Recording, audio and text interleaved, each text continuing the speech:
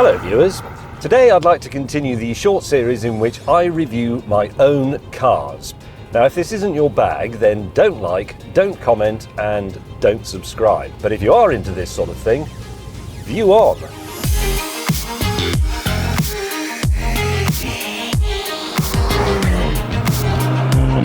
This is a French car and actually only the second one I've ever owned. The first one was a very old Citroën Visa back in the 1990s and I only had it for about a week before it snapped.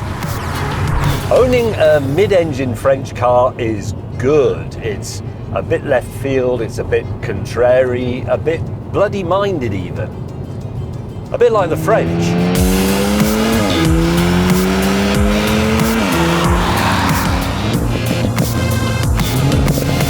A lot of what I'm about to say I have said before in a Drive Tribe article. But then again, Jeremy Clarkson's been going on about vegetarians, cyclists, Guardian readers, golfers, health and safety for several decades. And some of you still find him interesting.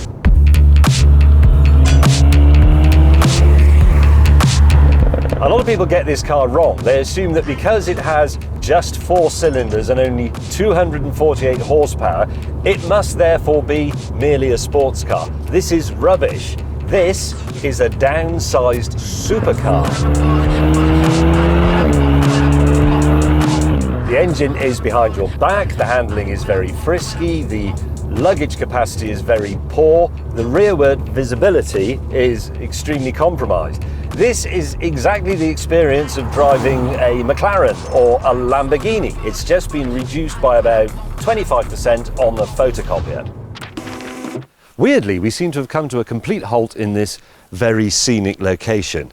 Now, the thing that really makes this car brilliant is all a matter of size and weight. The Alpine is roughly the size and weight of a 1980s air-cooled Porsche 911, which is, in case you don't know, not a lot.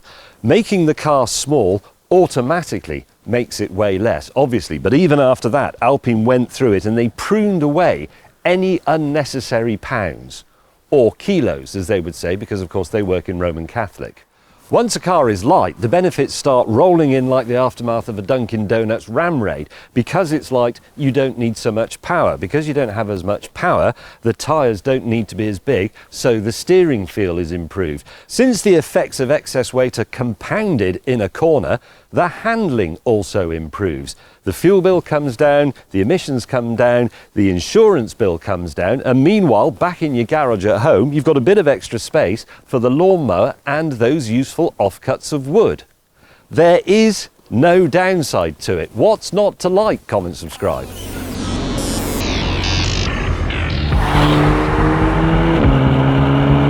And when you do give it the beans, you discover that 248 beans is plenty of beanage.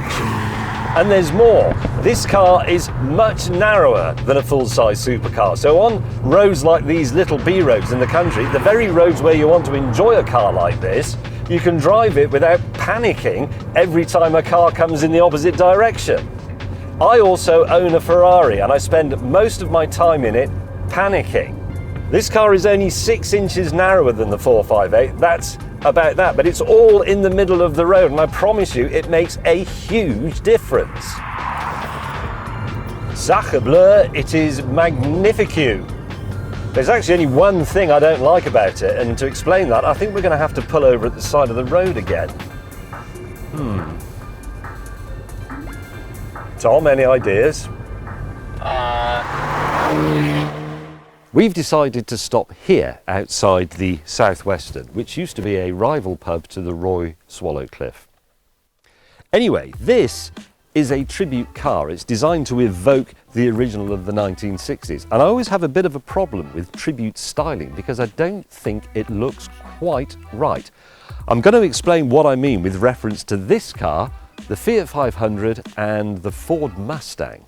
This car looks lovely in profile. Look at the position of the wheels, look at the general proportions of it. It's fabulous. And the same is true of the Fiat and the Ford. But look at any of them square on from the front or back and they're all wrong. They look like novelty telephones. The problem, I think, is that the design language of 50 plus years ago doesn't square very well with the requirements of modern legislation, such as crashworthiness, pedestrian protection, how high the headlights need to be off the ground, all that sort of thing. I mean, look at this from the back. It looks like somebody trying to get into a jumper that they liked before they started drinking at lunchtime. It's ridiculous. I think the mistake that Alpine made was they tried to design a car that would appeal to car enthusiasts instead of just designing a modern car for modern people.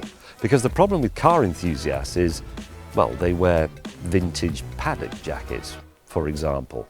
They have difficulty moving on. They're perverts.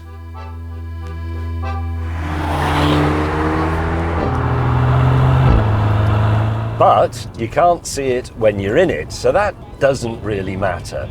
I imagine Richard Hammond feels the same way about his collection of waistcoats.